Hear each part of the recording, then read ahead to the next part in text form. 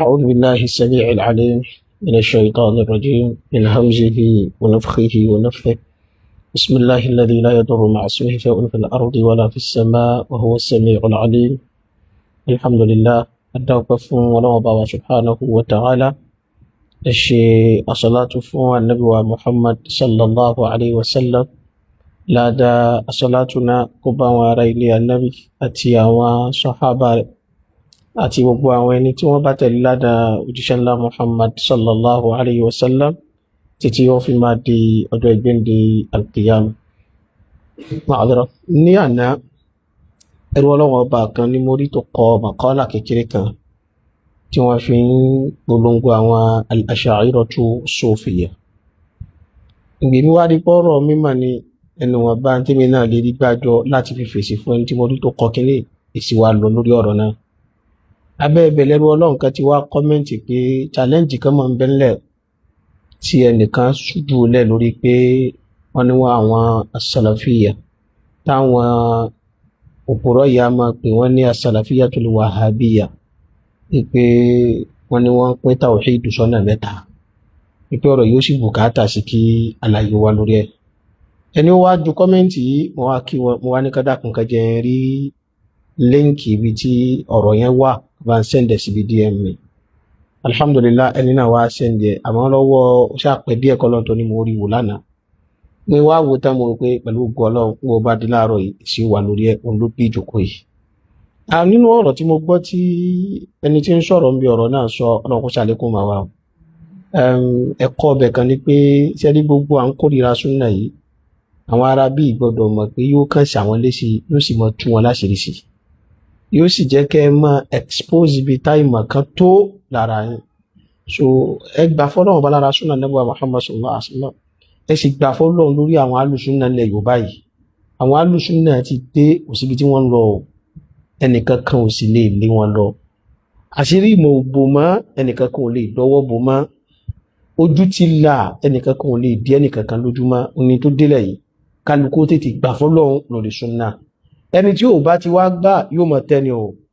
Nínú ọ̀nà ẹ̀tẹ́ oníkéyàn torí pé ó fẹ́ takò àwọn ahlu sunnati wal jama'ah kó wá takò à ń pín tawhidu sọ́nà mẹ́ta ìkan tawhidu rububiyyah ìkan tawhidu uluhiyyah ìkan tawhidu asma'i was sifat. Ẹni wá fẹ́ takò wá gbàgbé pé tó ọba mọ̀ ti takò àwọn tó mọ̀ ń bá sọ̀rọ̀ wọ̀nyí náà wọ́n yìí mọ̀ ṣàlàyé mọ̀kan. Bá mo wá rí ọ̀rọ̀ ńlá dàn mo wá rú pé irú àìmọ̀kan wo tún wà rèé. هذه ظلمات بعضها فوق بعض àìmọ̀kan tó kúnkún rẹ̀ tún wá gúnrí ara wọn. Abẹ́lọ́wọ̀ Allah subhanahu wa ta'ala adéṣì kí ká sọ̀rọ̀ kó yí ọlọ́mọṣà fún wa ń jòkó yìí. Àkọ́kọ́ náà àfà yẹn ó mẹ́kì àwọn kílèmù kan sáti ti pàdé rí lọ́dún kan ní Mùná. Irú ọ̀rọ̀ àwọn Àṣàírọ̀ báyìí fẹ́ jẹ jáde tá àfà tó di pé wọ́n lọ rí ń pa spíkà mọ́ yọ spíkà náà sáré kí mi rọrọ̀ sọ́njọ́ náà. Ẹni yóò máa kílèmù pé Àṣàrí lòun ẹni tí ń pèrè ní Àṣàrí kan kò gbọ́dọ̀ tako wọ́n pé tawhidu sí mẹ́ta. Tó bá tako àwọn èèyàn àbáwọn tó rúpọ̀ fẹ́ tako wọ́n torí nǹkan míì bọ́ mọ́ tako wọn pé èé ṣe tí wọ́n pín tawhidu sí ọ̀nà mẹ́ta nítorí pé wọ́n pín nǹkan sọ́nà mẹ́ta kò bùkátà sí kí ẹ máa ní ìmúláyà rẹ̀ wà ní Al-Qur'ani àyè máa wáyà fún wọn pín nǹkan àyè máa wáyà fún wọn ní nǹkan yìí ọ̀rọ̀ yìí lè gbọ̀nà méjì mẹ́ta wá sórí tó mọ̀ wá ní pé tán pín sọ́nà mẹ́ta ṣé mẹ́ta náà ni àbójú mẹ́ta lọ àbí kò tiẹ̀ tó mẹ́ta ibi tó ti lè disagree nìyẹn. Àmọ́ kọ́ mọ́ ní evidence pé wọ́n pé kíní ìsọ́nà mẹ́ta ẹnìkan ò ní sọrú ẹ̀ lágbo ìmọ̀ ó wallahi àfàláìmọ̀kan. Kódà aláìmọ̀kan tí ò kéwú ò gbọdọ̀ sọrú ẹ̀ àfàláìnílà àkáyì ṣẹ́mọ̀dí. Ìdí ni pé ọ̀rọ̀ wọn pín nǹkan sọ́nà mẹ́ta kò wulẹ̀ bùkátà sí pé yẹn gbọdọ̀ kéwú débi táwọn mọ̀ evidence fún. Gbogbo tó ní kálukú máa ń ṣe gbogbo fíìlì kọ̀ọ̀kan làwọn èèyàn ti máa ń pín nǹkan sọ́nà mẹ́ta náà ti máa ń pín nǹkan sọ́nà méjì náà ti máa ń pín nǹkan sọ́nà mẹ́fà iye ọ̀nà tán bá lè rí pọ́rọ̀ yẹn pín sí ìtàkàwọ́ ni pé iye tó pín sí ǹjẹ́ ba'da al-istiqra'i wat-tatabbu'i ṣé ó tó iye tó pín sí àbójú iye tí ó pín sí lọ àbí kò tiẹ̀ tó iye tí ó pín sí èyí tó jọ mọ́rọ̀ ìmọ̀ nìyẹn. àbálá ìmọ̀kan ní òde ní òní irọ́ ẹ̀ lè pín nǹkan sọ́nà mẹ́ta fi ká aráyà rẹ̀ nínú Al-Qur'ani. àyè mọ́ wá àyà nínú Qur'ani, àyè mọ́ wá àyà fún hadith Ànábì wa Muhammad, àyà fún nínú hadith Ànábì wa Muhammad sallallahu alaihi wasallam lórí pé wọ́n pín nǹkan sí ọ̀nà báyìí ká tó máa sọ pé ọ̀rọ̀ tawhid. kí ló jórí bẹ́ẹ̀ ni pé ó rí ẹ̀kẹ́ rí nǹkan kan nú ọ̀rọ̀ mímọ́ àbí nú ọ̀rọ̀ àlàyé mímọ́ àbí nú pa fẹ́ ṣàlàyé ọ̀rọ̀ kó yé kẹ́ẹ̀mọ́ rẹ ní bá má làyé ṣe kó má lè sọ pé ọ̀rọ̀ tí mo fẹ́ wí yìí ó pín sí ọ̀nà báyìí. aláì lọ́dọ̀ àwọn mẹkáníìkì wọ́n ń pè iye ọ̀nà tá à ń gbà fi ń ṣe nǹkan sẹ́ lọ́dọ̀ ara wọn. lọ́dọ̀ àwọn rìwáyà tó ń ṣe mọ́tò, ìkan ló fẹ́ bá mi ṣe mọ́tò lọ́dún kan, fuel pump ni. inú ọjọ́ àwọn bá mi ṣe fuel pump pẹ̀lú àwọn mọ́tò tí mo ti lò rí, ibi síìtì ni wọ́n máa ń ti ń tu, wọ́n ṣí síìtì sókè báyìí, wọ́n bá ṣí síìtì tán ibẹ̀ ni wọ́n ti lọ bí táǹkì ni wọ́n ti gbé fuel pump jáde. ìgbà tí kò dé ó bá fẹ́ ṣí, ó fẹ́ yọ fuel pump ló bá bọ́ sábẹ́ abẹ́ mọ́tò nígbà lọ rí tú ọgá ibi fuel pump lẹ́lẹ́fẹ́ sí oníbẹ̀ òkè náà tí mọ́tò ní ọ̀nà tá a máa ń gbà fi ń tú fuel pump kì í ṣọ̀nà ẹyọ kan, ó depends lórí irú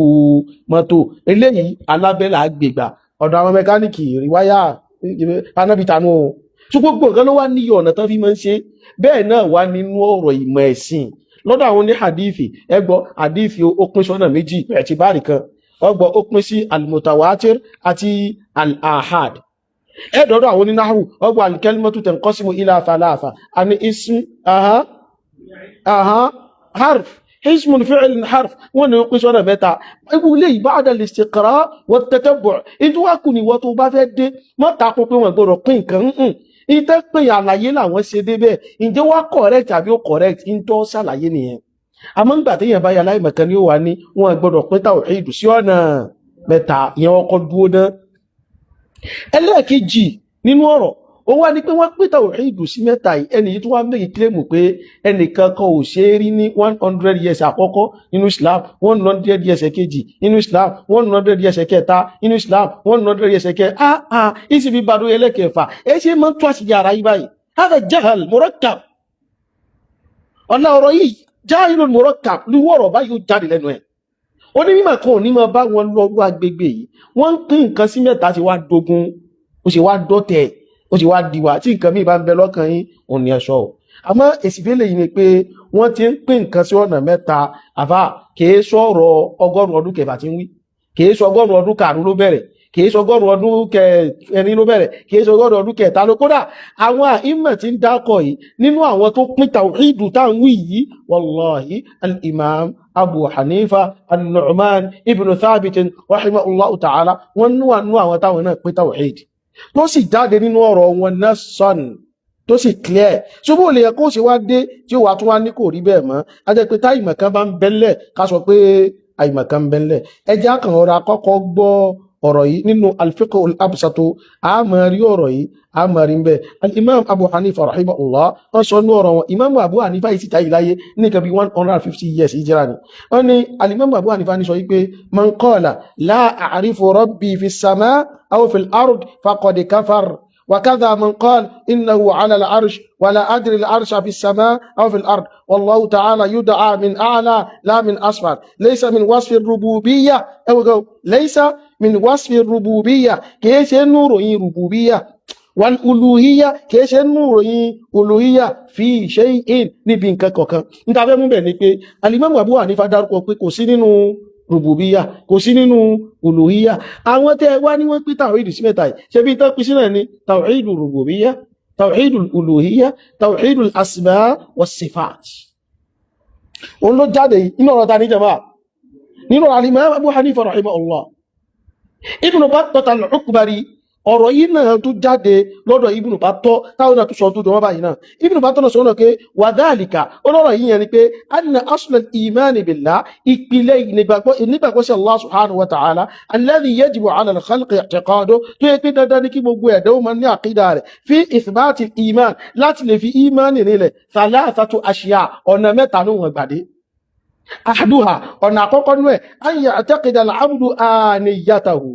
ẹrú gbọ́dọ̀ dàdí ọkàn àníyà Ọlọ́run. kí ló tún àníyà liyakuna bidhalika mubayyinan li madhhabi ahli at-ta'til alladhina la yuthbituna sani'an.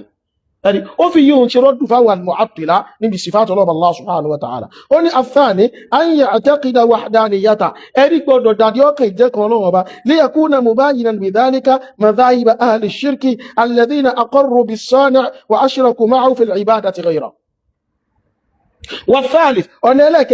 أن يعتقده موصوفا بصفات التي لا يجوز أن يكون موصوفا بها من العلم والقدرة والحكمة وسائر ما وصف به نفسه في كتابه. إليس ابن بطة العقبري àfáà jáde láyé ní 387 years ìjìrà ìwọ́n sì ń sọ pé ẹnìkan ò pín rí ṣáájú lọ́gọ́rọ̀ ọdún kìíní ọdọ́rọ̀ ọdún kejì ọgọ́rọ̀ ọdún kẹta ọgọ́rọ̀ ọdún kẹrin ọgọ́rọ̀ ọdún ká àwọn aláìmọ̀kẹ́ olórùkẹ́ ṣẹ́gbọ́n aláìmọ̀kẹ́ lẹ́yìn tó ń gbèlú yìí ni tí gbogbo yóò kàn mọ́ lanu tẹ́ kàn mọ́ sọ̀rọ̀ lóyá ìmọ̀kẹ́ ẹ̀fẹ́ jáhìlù murakkab ẹni kò ní mọ́ sọ̀rọ̀ ọ̀rọ̀ báyìí àfàláìmọ̀kẹ́ èèyàn torí wọ́n ń pè kan sọ́nà mélòó àlàyé ló bá débẹ̀ àyè máa ń wá ẹ̀rí fún yíhun in tó kù tẹ́ mọ́ bẹ́ẹ̀ ni ó ní sọ ni pé in tó pín yẹn ṣó correct àbí kí ni jẹ́ máa àbí kò correct ó lásọ̀rọ̀ ọ̀dọ̀ òní náà oríṣi nìkan ni wọ́n pé ìsìmù ọgbà bí àti báyìí bí àti bàárọ̀ àti pàápàá náà fi pé ìsìmù bí àti bàárọ̀ àti wọ́n fi pé fẹ́ẹ̀ bí àti bàárọ̀ àti wọ́n fi pé arf ọ̀nà tó ń gbà fi pé ọ̀nà fi àlejò kọ́sùnà ìsìmẹ̀ bí àti bá àlejò kọ́sùnà salata aqsam bí àti bá àlejò kọ́sùnà arbata aqsam bí àti bá ètì báàrù ní máa pín wọ́n máa pín gbogbo bí wọ́n ti ń pín yìí kò ní ìkẹ́ máa bí ó náà wù pé níbo lọ́wọ́ bá ti pín ẹgẹ ìṣùmù fún wa níbo ló ti pín kẹlímọ̀ fún wa nínú èyí sọ yíò in tó yà mọ́ sọ ní pé ṣó correct àbí ó correct irú ẹ̀ ló ṣẹlẹ̀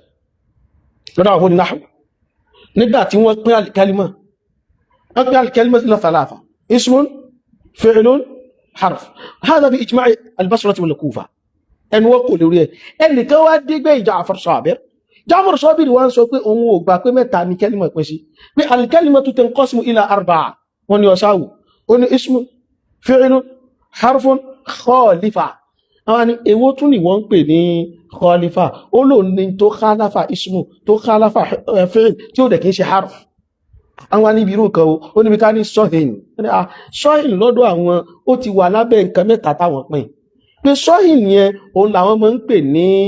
ismu fi'l pé mẹ́ta táwọn pín sí kò jù bẹ́ẹ̀ náà lọ ismu ó mọ̀ bẹ́ fi'il ó mọ̀ bẹ́ harfu ó mọ̀ bẹ́ kí wọ́n àwọn náà wá discover pé àwọn kẹ́límà kan bẹnu lárúbáwá ẹ̀rí alamatul ismi lára rẹ̀ ṣùgbọ́n iṣẹ́ tí ń ṣe fi'il ni pé sọ láwọn pé kí la lè ṣe ìgbà tí ìròyìn méjì ti papọ̀ lára ẹja kó kọ méjèèjì fún làwọn ń pè ní ismu fi'il pé sọ máa wùlẹ̀ fún ní naw'un rabi' but àwọn àbá tó kù àwọn ayapa rẹ̀ wọ́n sí pé ìtẹ́yìn tí wọ́n pè ní ismu fi'il yẹn òun gbà wíkẹ́ ní mẹ́rẹ̀ kan pín sí mélòó mẹ́rin irú khilaf tó lè wá nù wọ́n kọ́ wá ní ẹnìkan kò gbọ́dọ̀ pín kẹ́límọ̀ sí mẹ́ta nonsense nìyẹn ẹnìkan kò gbọ́dọ̀ pín kẹ́límọ̀ sí mẹ́rin kalam batil kò sí ọ̀nà tán lè pín sí tó bá jẹ́ pálàyé tó múná tó kó ó bá ṣe kí nìjọba ó ti wá lórí ẹ̀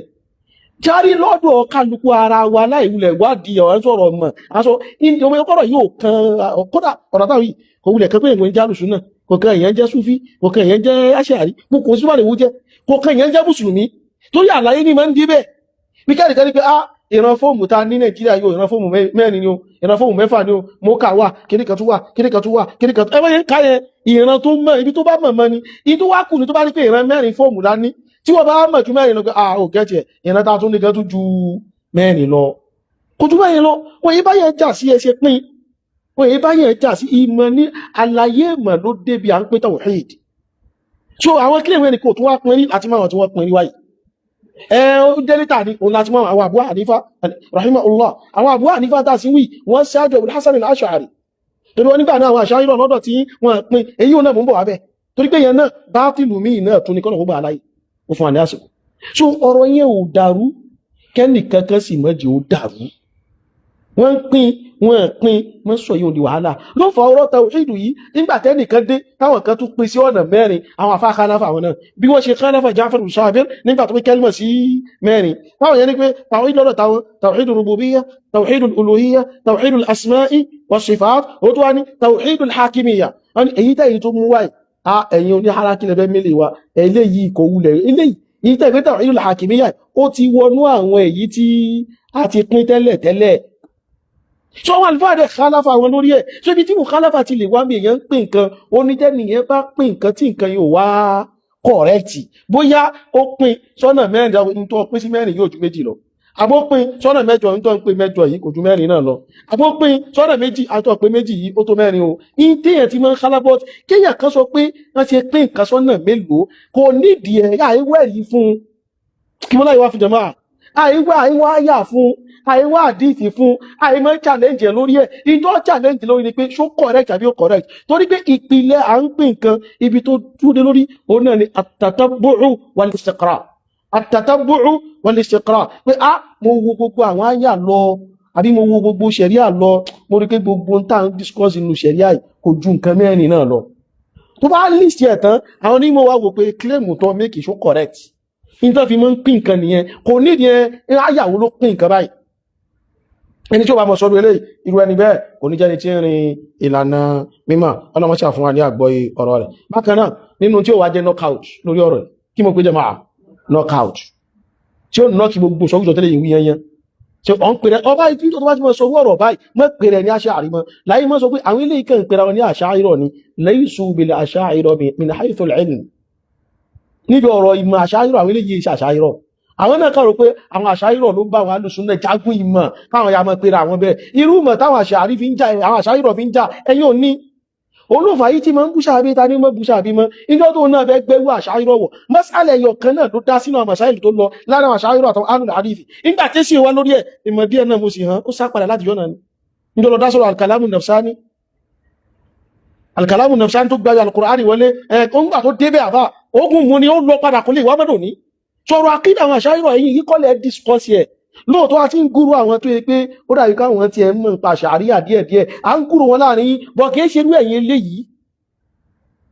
ẹ̀yin ìmọ̀ Ash'ari yẹn ìmọ̀ tó fi ń discourse àwọn Ash'ari kìí sí lọ́dọ̀ yín irú ogun yẹn dẹ̀ ní àwọn ẹ̀yìn àwọn Ibn Taymiyyah rahimahullah wọ́n ti jà sọ àwọn tó mọ̀ yẹn náà táwọn gúrú láàrin yìí àwọn ẹni tí káwọn náà dé kan gbèdé bó bá ti wọ́n gbèdé náà ni pẹ̀lú ògùn Ọlọ́run kálukú náà mọ̀ gbèsè ẹ̀ ọ̀rọ̀ nìkan jọjọ́ sì ṣòro ilé tí ń bẹ́lẹ̀ yìí ní ọ̀rọ̀ àkídà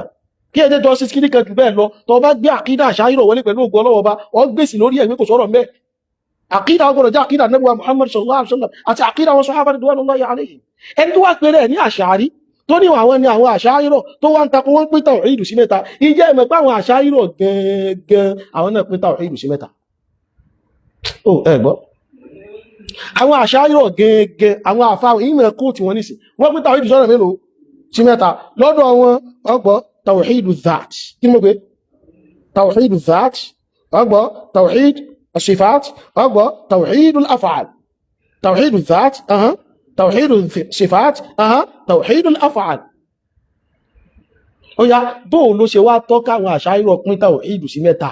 tí ó wá tọ́ kí àwọn tẹ́yìn ń pè ní as-salafiyatul wahabiyya káwọn náà wá pín tawhid sí mẹ́ta ń ṣe ń jẹ́tọ̀ fáwọn Ash'ari tí wọ́n ń di èèwọ̀ fáwọn salafiyyun ittaqullaha fi anfusikum bó lélé náà ti jẹ́ ẹja wọnú tí àwọn afá wọn à ń pè kan náà àwọn afá àwọn Ash'ari inú àwọn àfá ṣe pé àwọn náà àwọn ilé náà mọ́ kí nípa àfá àwọn ni Ash-Sharastani alayhi rahmatullahi al-Ash'ari nígbà tó mẹ́ ṣe ta'rifu tawhid ó ní huwa al-i'tiqadu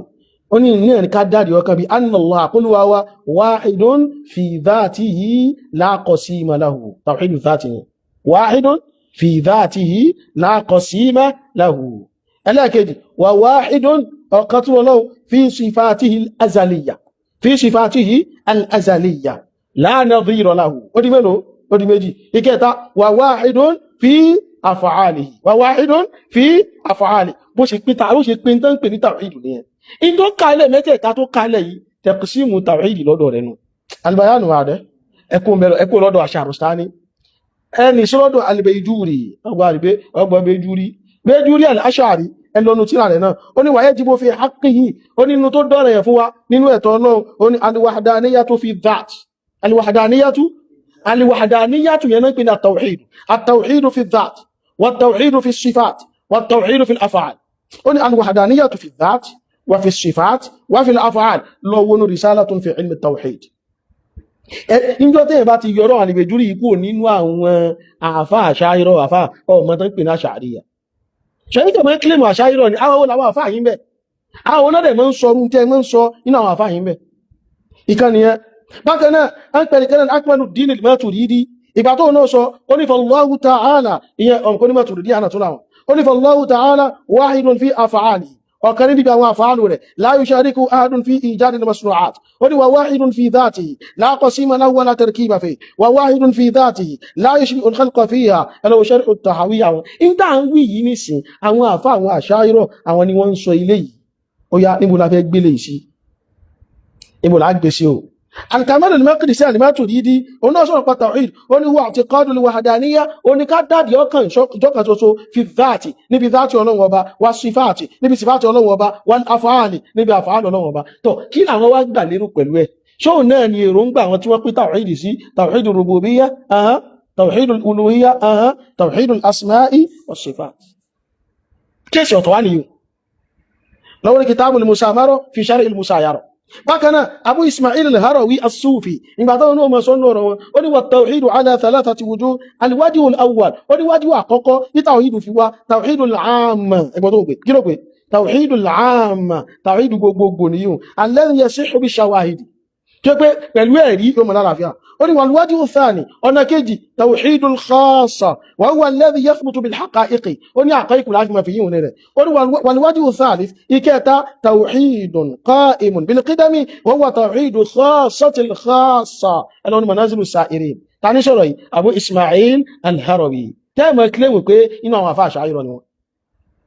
ó yá kí wá lè wá ń takò àwọn Ahlus-Sunnah wal-Jamā'ah kí lẹ́ ń takò àwọn Salafiyyūn sí pé àwọn ní tawhidu rububiyyah tawhidul uluhiyyah tawhidul asma' was sifat so ní tẹ́ bá fẹ́ àtakò ìmọ̀ tí ó tó nǹkan náà ni ibi an pè sí mẹ́ta kọ́ ló yẹ kó lọ ó lọ bí táwọn Ash'ari mọ́ ń sábà lọ bí ọ̀rọ̀ gẹ́gẹ́ ibẹ̀ ló yẹ kẹ́ lọ ibẹ̀ lẹ́tẹ̀ tí mo rí point tí ó mọ̀ jọ mọ́rọ̀ mọ̀ ìmọ̀ ń wè mí kí n fún yín yẹ́sùn pé ó yẹ ká ti kú level kẹ́ mọ̀ fa ìmọ̀ kan sọ̀rọ̀ ká ti bára wa débi ká jagun mọ̀ gangan ká mọ̀ kó tíra jáde pé yóò kàn mọ̀ ó mọ̀ sọ̀rọ̀ ẹ̀ ní onísọ̀rọ̀ nu tíra ẹ̀ mọ̀ sọ̀rọ̀ tí ó kàn ní ṣiṣẹ́ sí ń bẹ́ẹ̀ ọ̀rọ̀ jẹ́ pé ẹgbẹ́ dágbò mọ̀ ó mọ̀ pé èyí tí ìṣòro ilẹ̀ àdúgbò yìí wallahi al-azim níbi táwọn Ash'ari wà lágbàáyé tó bá gbọ́ pàwọn kan sí ìṣòro lé wọn ní ṣe nílùú yìí bẹ̀rù náà àwọn tẹ́yìn máa ń takò yí tó pàwọn Ash'ari gan yìí ń kọ́ ni disagreement àwọn àtàwọn Salafiyyun ìyẹn kọ́ ni disagreement àwọn àtàwọn ahlul hadith wal athar ọ̀tọ̀ yìí tó ń jà sí wọn ni mọ̀ ẹ wá bí mọ̀ èyí wọn tó ní pẹ́yìn wá mọ̀ nípa Ash'ariyya ẹ já kàn fẹ́ takò àwọn Ahlus-Sunnah wal Jamā'ah ẹ kàn gbogbo bí tẹ́ bá kàn lè wò ẹ wà mọ̀ sọ̀rọ̀ kò wá ní sí mọ̀ ń bẹ̀ ẹ mọ̀ sọ̀rọ̀ kò ní sí kò ní sọ̀rọ̀ tó ṣe defend ọ̀rọ̀ yẹn ò ní ṣe gbé wọnú tíra Ọlọ́run ṣàánú wa o Ọlọ́run ṣàánú wa o Ọlọ́run ṣàánú wa o ṣe eléyìí àwọn nǹkan tó ti rinlẹ̀ gbámúgbámú tí ó wulẹ̀ nídìí ẹnìkan kan lóun fẹ́ ṣe àtakò ẹni bá fẹ́ ṣe àtakò àwọn eléyìí ó kàn fẹ́ dalẹ̀ láàmú kí wọ́n fẹ́ ṣe àbá ọ̀nà ó kàn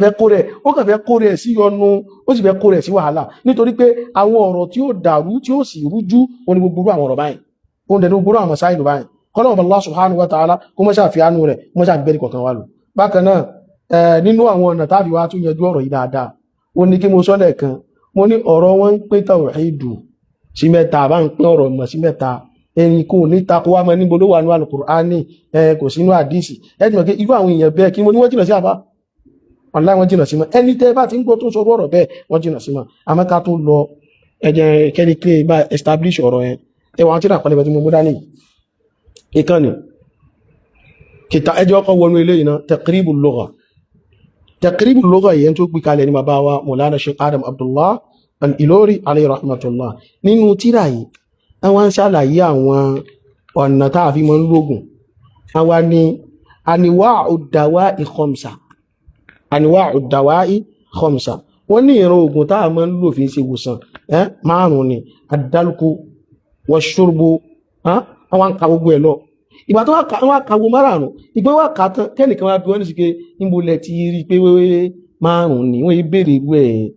ọ̀rọ̀ ọmọ ní ẹni bá ní kàdá mọ́sá ìṣẹ́ bí wọ́n pín ìyá níwò gẹ́gẹ́ ní kíni jẹmọ́ aláìmọ̀kan in tán ṣe yìí ìlànà àwọn àfá àwọn tó ṣáájú wọn ni wọ́n tẹ̀lé bàbá òkọjá àlà ọwá lè ní yíò Taqribul Lugha ní jáwá lọ síbi ọ̀rọ̀ ẹ̀sìn òyò akànyẹ́yẹun díẹ̀ ìwọ́n náà lè lọ rí wù ọmọ bá ń bẹ́ ẹ wá lọ síbi tíra àwọn yìí náà Kitabu Qawa'idis Salah kí mú pé wà bí ṣe kàrámọ̀ ṣe ń pèsè rí à bọ́ ṣe pé òfin Ọlọ́run ní tán pé wallahi ẹ̀líbánu Qur'an wallahi ẹ̀líbánu hadith Ànábì Muhammad sallallahu alaihi wasallam ìjẹ́ sọ wá sàtìsí wọn sàtìsí aláìmọ̀kan ni ó sọ pé kí ṣe kàrámọ̀ mọ́ mẹ́rin wá níbi tí wọ́n ti ń pẹ̀yìn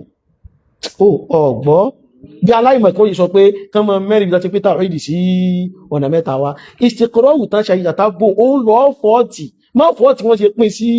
mẹ́ta kọ́ wá ṣe aláìmọ̀kan tó wá ní pé ó dàbí mẹ́ta lọ́kan tọ̀ ṣé mẹ́ta lọ́kan náà ni tàwọn àṣàyírọ̀ náà tàbí tawhidu dhat tawhidu sifat àti kí ni tawhidu al-af'al ṣé mẹ́ta lọ́kan nìyí náà níwùú ẹ̀lọ́ wọ́n pín tawhidu yìí nínú àwọn àfáà tí wọ́n ti lọ ṣe káwọn kan tí wọ́n bá pè ọgbọ̀ tawhidu al-ma'rifati wal-ithbat tawhidu al-ma'rifati wal-ithbat wọ́n nínú kejì tawhidu talabi tawhidu al-qasdi wa talab tawhidu al-qasdi wa talab taqsim kan tún àwọn tó sì sí lọ́nà pín bẹ́ ìmọ̀ ní ibi tí ìṣèkọ́rọ̀ òpá wọn lọ nìyẹn wọ́n tó bá padà wọn táwọn yẹn pè ní tawhidu al-ma'rifati wal-ithbat ọ padà mọ́ tí wọ́n wí pé kò kúrò ní mẹ́tẹ̀ẹ̀ta tán wíwọ náà tawhid al-qasdi wa talab kò gbogbo mẹ́gbẹ́ tó dàbí kí wọ́n pín sọ́nà méjì òun náà ni ó fẹ́ jú ló padà di mélòó ló di mẹ́ta àmọ́ aláìmọ̀kan ò sáà ní fẹ́ ṣe nǹkan àfi kó fa ìmọ̀kan rẹ̀ bọ́ ẹ wá bọ́ sínú tírà yìí kitab qawaid as-salat tí mo lánàá ṣe Khadim Abdullahi Ali lórí rahimahullah lọ sínú page number 4 àwa ni mujibatul ghusli 4 kí mo pé a ní àwọn tí máa ń sọ ìwẹ̀ di ọ̀ranyàn mẹ́rin ni ọ̀rọ̀ tí wọ́n wí pé mẹ́rin ni tí máa ń sọ ìwẹ̀ wíwẹ̀ di ọ̀ranyàn níbo ló wà bẹ́ẹ̀ nínú al-Qur'an challenge ni níbo ló wà bẹ́ẹ̀ nínú al-Qur'an ipe tí máa ń sọ ìwẹ̀ di ọ̀ranyàn kálùkálù wá state ẹ̀ bẹ́ẹ̀ pé mẹ́rin ni ó lè bá nu Qur'an ni níbo ló wà nínú hadithi ọ̀ lè rí ṣé kádàmù sọ yọ ọ̀ lè rí ń bẹ́ẹ̀ àmọ́ olódo ni ó sọ pé wáyé tí ṣé kádàmù ṣe ń sọ bẹ́ẹ̀ wọ́n ó sọ bẹ́ẹ̀ ọrí tó sọ yìí àwọn kọ́ ni wọ́n kọ̀ọ̀kọ́ wọ́n bá lẹ́nu àwọn àfáà ni wọ́n lè nílẹ̀ ní fáwọn náà ni àwọn náà sì kó bí gbogbo ọmọ kí bá sì ṣe ń dé bá ti bọ̀rọ̀ máa kóònù torí pé al-istiqra'u at-tatabbu'u wal-istiqra' at-tam ó ní wọ́n fi ṣe pé gbogbo tí máa ń sọ ìwẹ̀ jẹ́nàbà ìwẹ̀ káwẹ̀ nínú Islam dọ̀nà yẹn nǹkan mẹ́rin náà ni al-janabatu al-haydatu an-nifasu ó di mélòó mẹ́ta wọ́n ní dukhulul islami torí gbogbo ìwẹ̀ tó kù kò sí tó sọ dọ̀nà yẹn abẹ́ mustahabu lọ gbèsè ìmí tó bá tún mú wá ìtẹ́gbọ̀n ní khilaf lórí ni bí gẹ́sùn ìjọmọ́ àgbàánù àdẹ́ tó yí kọ́wọ́rá sọ yẹn istiqra'u tí wọ́n ní ní tó wá kùrù bí wọ́n tó bá kánáfà wọn ó kánáfà wọn pé arúgbá àtẹ́ pé yẹn ṣó kọ̀rẹ́tì àwọn jẹ́ kí ni àbú wrong ó ní sọ pé wá ìtẹ́ ṣe pé mẹ́rin pé bọ́lọ́wọ́n bá ti pé mẹ́rin fún wa ẹnì kan ò ní sọ eléyìí àfitá ní jọmọ́ àfàláìmọ̀ kan nínú same tira náà wọ́n bá tún tẹ̀síwájú eléyìí wá ní agbára wọn kọ́ mọ́lá ọkọ̀ wa wọ́n ní fara'idul wudu'i 7 fara'idul wudu'i àwọn tí ń jẹ́ ọ̀rọ̀ ẹ̀ nínú àlùwàlá mélòó náà pé méje ẹni sọ̀rọ̀ Sheikh Khadim rahimahullah kò sínú Al-Qur'ani pé ọ̀ranyàn àlùwàlá méje ni ká stéètì ẹ̀ báyìí àmọ́ àwọn ìkẹ́ tí Sheikh Khadim kà pé méje nìkan ọ̀rọ̀ àlùwàlá yìí tí ó níbi wọ́n ti lọ mú àbí òníbi tí wọ́n ti lọ mú wọn kharaja kúrò ní al-kitab was-sunnah àwọn tó ń pín tawhid sí rububiyyah tawhidul uluhiyyah tawhidul asma' wa sifat wọn kharaja kúrò nínú al-kitab was-sunnah bó lọ́ ṣe wá gbà lọ́dọ̀ àwọn àṣàírọ̀ kan pín tawhid sí tawhidul dhati tawhidul sifati tawhidul af'al bó lọ́ ṣe gbà lọ́dọ̀ Sheikh Khadim kan ní faraidul wudu'i 7 kan wá ní wọ́n rẹ̀ bùrọ̀hábì ni ó àbáwàfà tí wọ́n ṣáájú rẹ̀ ó ti kọ́ ló pín òun náà wọ́n lélẹ̀ òun náà ṣe kí ni òun náà ṣáni ọwá láwọn tí wọ́n ṣáyí yíò ní wọ́n fẹ́ gbà èéṣe àhàlálù lè ha ùlá wà àrọ́bù lè ha ùlá iṣẹ́ ń jẹ́ àláàlì fáwọn eléyìí tí ń jẹ́ àrọ́bù ní alẹ́ ha ùlá ìwọ́n jíwọ̀ fáwọn eléyìí abadan ittaqullaha fi anfusikum ìkànnì wọ fàrẹ́ lòdó ìsábà àtún ní súnà lòdó ìsábà nígbọ́ àwọn súnà tí ń bẹ́ ń bí àlùwàlá pé òun náà tún pé Sheikh Khadim ní níbo lọ́wọ́ bá sọ pé méje súnà lòdó nínú Al-Qur'an níbo ni àdífà náà sọ pé súnà lòdó 7 pé méje ni àmọ́ sọ mọ́ àwọn tí wọ́n mú ìtọ́ bá padà ń wọnú ọ̀rọ̀ Al-Qur'an ìwọ ọ wà ní pé àwọn àfáà wo ni pé àwọn tó jọ pé Ọlọ́run fẹ́ kó jẹ́ dandan ní àlùwàlá wa nítorí wọn fẹ́ kó jẹ́ dandan ní àlùwàlá wa nítorí wọn fẹ́ kó jẹ́ wọ́n wà ṣà ọwà nígbà wọ́n pè sábà yẹn ó wá pé sí gbogbo àfáà àgírí bẹ́ẹ̀ bí ká ní kọ́ sórí adé nílùú kò àì قبل إدخالهما في الإناء والمضمضة والاستنشاق والاستنثار ورد مسح الرأس ومسح الأذنين وتجديد الماء لهما ó wá pé ṣáwọn àfáà tó kù náà agree pẹ̀lú táwọn kà yìí bọ́n tó nígbà táwọn wọ́n pé wọ́n ti sọ pé méje ni Ọlọ́run sọ pé méje Ànábì sọ pé méje irọ́ kò ní kọ́lọ̀ sọ pé méje kò ní Ànábì sọ pé méje Ọlọ́run bá ti sọ̀rọ̀ kalẹ̀ Ànábì ti sọ̀rọ̀ kalẹ̀ àwa fẹ́ ṣàlàyé ọ̀rọ̀ Ọlọ́run àwa ní ká lórí àlọ́ látẹ̀ẹ́fẹ́ ṣe iye ọ̀nà báyìí ní okùn jù bá ń lọ البيان واضح يا جماعة ìkànnù bákan náà tún tẹ̀síwájú ọdún ní fàdọ́ inú olówódó ìfàmáàníyà ìgbọ́n àfá fàdọ́ inú olówódó ìfàmáàní aláwọ̀ fàdọ́ inú tí ń bẹ́ẹ̀ àlùwàlá mẹ́jọ ni lábẹ̀kan ní méje àkọ́kọ́ ìkejì náà méje eléyìí tún kọ́ mẹ́jọ ìgbóná ti rí tán pé méje mẹ́jọ ìgbóná ti rí àwọn kọ́nà lùfẹ́ nù wọn àwọn fòkọ́ àwùlélẹ̀ àwọn náà sì bọ́ bẹ̀ ń kọ́ wọ́n sàá torí kí wọ́n tàbí mọ́lìkì ni wọ́n tẹ̀lé wọ́n débẹ̀ wọ́n sàá ni bákan náà wọ́n tún bọ́ sísàlẹ̀ wọ́n tún ní fara'idul ghusli 6 fara'idul ghusli àwọn tíjọ́ rẹ̀ níbi ìwẹ̀ 6 ni àníyà ó wà nínú ẹ̀ wọ́n bẹ̀rẹ̀ sí ní káwọ́ àwọn kan yẹn wọ́n tún lọ síwájú wọ́n tún ní sunanul ghusli 5 ìgbọ́ súnà ìwẹ̀ mélòó rẹ̀ pé 5 wọ́n tún ní fadailul ghusli 6 ìgbọ́ àfà wọ́n tún ní fara'idut tayammumi 5 ìgbọ́ bá ṣe ń kàwé wọn tán kà yìí ìwọ tó bá débi tíra ọmọ àwò pé náà pè ilé 6 ilé 7 ilé wọ́n tún débi kan wọ́n tún ní fara'idus salati 16 ìgbọ́ ike àwọn ọ̀rẹ́ èèyàn ìrun tá a máa ń kí 16 ní 16 ìtókù ní pé ṣé wọ́n agree pẹ̀lú pé 16 ní àbólé àbódín ó ní sọ pé ń bo náà ti rí kó wá níbo lọ́wọ́ bá ti pín fún wa ní 16 lọ́wọ́ bá ti pín fún wa ní iye kan bó ló ti pín fún wa ní iye bá sórí ìwọ tó o bá ti ń wádùn yìí hùn lágbo mímọ́ gbogbo ẹni bá ti gbọ́ lẹ́nu ẹ̀wọ̀n nìkan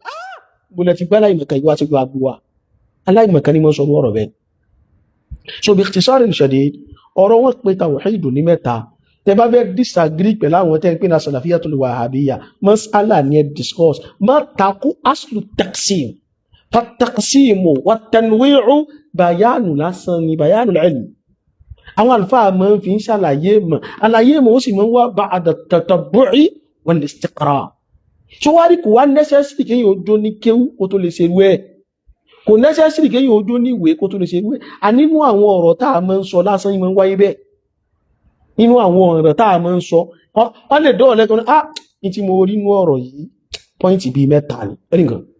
àbí ìṣẹ̀lẹ̀ tí wọ́n ọgbọ̀rọ̀ ayé jẹ́sẹ̀ látàárọ̀ ní tí mo rí sọ́rọ̀ yìí ráì pé ọ̀rọ̀ bíi 3 ni ní tí mo rí sí gbogbo ọ̀rọ̀ jẹ́sẹ̀ látàárọ̀ ráì pé ọ̀rọ̀ bíi 4 ni ní tí mo rí jẹ́sẹ̀ látàárọ̀ ọ̀rọ̀ yẹn fẹ́ pín sí bíi 2 lójú tèmi ọ̀ ṣé wọ́n pé ó fẹ́ pín sí 2 lójú tèmi ó wá pín pé ṣé 2 ló pín sí for real àbódẹ̀ ju kìlọ̀ ibẹ̀ yẹn ni ọ̀rọ̀ wà so tẹ bá mọ̀ kẹ́ fẹ́ jagun àṣàríyà ẹ fẹ́ polówó àkídà àṣàrí ẹ dákun ẹ lọ katira wọn ẹ fẹ́ pera yín ní mọ́lìkíyà ẹ jẹ́ mọ́lìkíyà délẹ̀ ẹ má jẹ́ mọ́lìkíyà lábọ̀ ẹ má jẹ́ kí ni jẹ́mà ẹ má jẹ́ mọ́lìkíyà lábọ̀ ẹ jẹ́ tán yanyan ní ìmọ̀ so ibi ogun tẹ́ ẹ fẹ́ jà in tó lè mú yín rí jà ìmọ̀ ni kìí ṣe ìkórìíra àti ìbínú pé àwọn kan pera wọn ní alùsùnà àwọn kan pera wọn ní wàhábí mẹ́rin náà àwọn pera wọn ní alùsùnà àwọn sì kọ́ ní alùsùnà ṣe bẹ́ẹ̀ yìí náà lẹ sọ pé huwa sammakumul muslimina min qabl èyí tí búṣàbí ta ní ó mọ́ búṣàbí mọ́ ṣe bí n tóhun mọ́ sọ ní pé ana ya qaumi muslimun ana ya qaumi muslimun pé mùsùlùmí lòun o ọlọ́wọ́ òkú wa lálùsùnà òkú wa tẹ̀bìlìgì òkú wa súfí ó tẹ́ tí wá dì sí tẹ́ tí wá lẹ́yìn gangan ní alùsùnà inú tó tún wá ṣe mí jù ó nígbà tí ẹni yìí tó fẹ́ tún sọ̀rọ̀ níbẹ̀rẹ̀ ọ̀rọ̀ rẹ̀ ó ní àwọn mùsùlùmí ìran méjì náà ni wọn ó láwọn kan Ahlus Sunnah wal Jamā'ah mọ̀ wọ́n bóyá wọn mọ̀ pẹ́ kejì pé ó dẹ́wé ẹ̀kú bá ní àwọn kejì àwọn àṣíà ayé ẹ̀kọ́ ẹ mọ̀ wòran ó wá ní ṣùgbọ́n àwọn tó ń pera wọn ní Salafiyya Wahhabiyya àwọn ò sínú Ahlus Sunnah wal Jamā'ah kí wá làwọn wọ́n sì ní ti pèrè náà ni wá aláwọn kan ṣe àwọn kan kọ́ Ahlus Sunnah àbí tó bá ti wá sínú àwọn Ahlus Sunnah gbọ́dọ̀ wá nu ṣí torí gbogbo àwọn pọ́ta ṣíà ni wọ́n sọ ti kàfàrà wa ní gámọ̀ táwẹ̀ sáà sínú mùsùlùmí mọ́ jámọ̀ pé òkè aṣọ ti ẹ̀ ti kàfàrà wa tó bá ti wá kàfàrà wa sórí ẹjọ́ tó bá ti ń gbé àwọn mùsùlùmí sí àṣírí àti àsúnní àwágùn tó bẹ̀ ká yọ ẹnìkankan ní mùsùlùmí lẹ̀ As-Salafiyyun wọ́n lè yọ anybody lẹ̀ pé nítorí bá ti ń sọ̀rọ̀ mùsùlùmí tó against àwọn ṣíà gbogbo everybody ní alùsùn náà àti Sufi o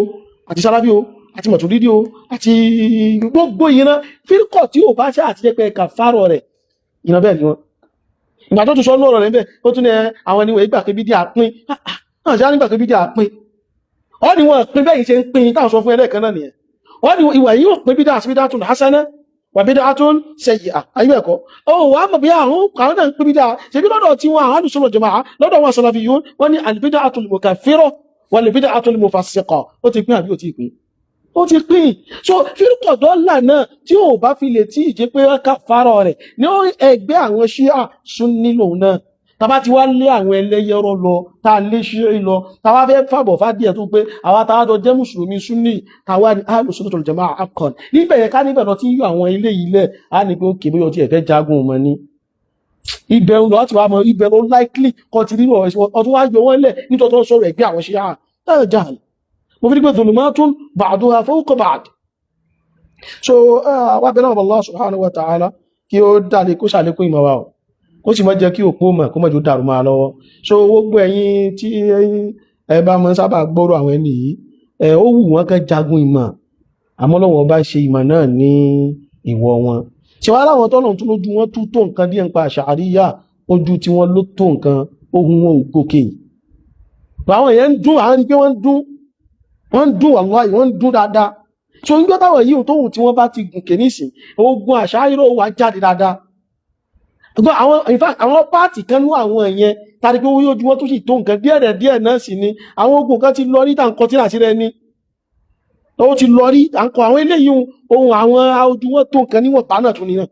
ohun tí wọ́n náà sì gòkè bọ́ àwọn èyí tó pé ìmúríkọ́ ilé àwọn àmúríkọ́ wọ́n ní stọ́ọ̀fù lọ́wọ́ dáadáa ń wà láwọn ìgbèríko lọ nígbà àwọn ibìkan mẹ́wọ̀n wọ́n ní stọ́ọ̀fù kí ní àṣàríyà lọ́wọ́ àwọn míì justice kọ̀ọ̀kan wà ní wọ́n ní stọ́ọ̀fù àṣàríyà lọ́wọ́ àmọ́ bí wọ́n lè dápò lówó ní bóhun ògùn kìíní àmọ́ wọ́n ń ṣe àwọn seminars wọ́n ń ṣe oríṣiríṣi nǹkan ijó táwọn èèyàn bá dìde tán ẹ̀rí pé ogun dogun mọ̀ ẹ mọ̀ kí Ibn Taymiyyah rahimahullah tó bá wọn àfáwọn àṣàyírọ̀ fa nǹkan ó fa àwọn ọmọ kéwúlẹ̀ ẹ sì mọ̀ kí Ibn Taymiyyah rahimahullah ó kọ tíra alẹ́ ẹ sì mọ̀ kí Ibn Taymiyyah rahimahullah aka tíra rẹ̀ mọ̀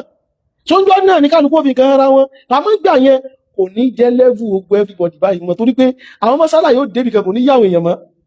ogun àṣàríyà yìí ṣogun tẹ́ ń discuss lórí íńtánẹ́ẹ̀tì bẹ́ẹ̀ discuss lórí íńtánẹ́ẹ̀tì kìí ṣe ń tẹ́ bẹ́ẹ̀ nídìí kó wà fún àǹfààní àwọn gbogbo ogun àwọn oníkéwù ní ogun àṣàríyà kìí ṣe ogun igun àwọn ìtẹ̀ṣẹ̀ ń jà sọ́rọ̀ jálàbí tẹ́ ń jà sí ẹ̀kọ́ àṣàrí kìí máa délẹ̀ yìí wọ́n àjòkò ti ròyìn ẹ̀ṣẹ̀ ń jà sí jálàbí ẹ̀ṣẹ̀ ń jà sí ẹ̀mẹ́bọmọlú ọ̀rọ̀ pé ròyìn làwọn eléyìí ń ṣe Ọlọ́run ṣàánú wa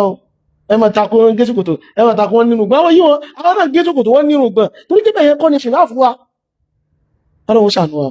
ó ṣàlékún àgbóyé fún wa ó dúró báyìí náà nígbà bá torí ìtótó pàtàkì láti pàkíyèsí lórí àmọ́ abúlúwà bimanihi wa karamihi wa izzi wa fadlihi an yazidani wa iyyakum ilman nafi'an wa rizqan tayyiban wa 'amalan mutaqabbalan wa shifaa'an min kulli da' wa sallallahu wa sallim ala abdika rasulika Muhammad wa ala alihi wa sahbihi ajma'in subhanaka allahumma wa bihamdik ashhadu an la ilaha illa ant astaghfiruka wa atubu ilayk assalamu alaykum wa rahmatullahi wa barakatuh.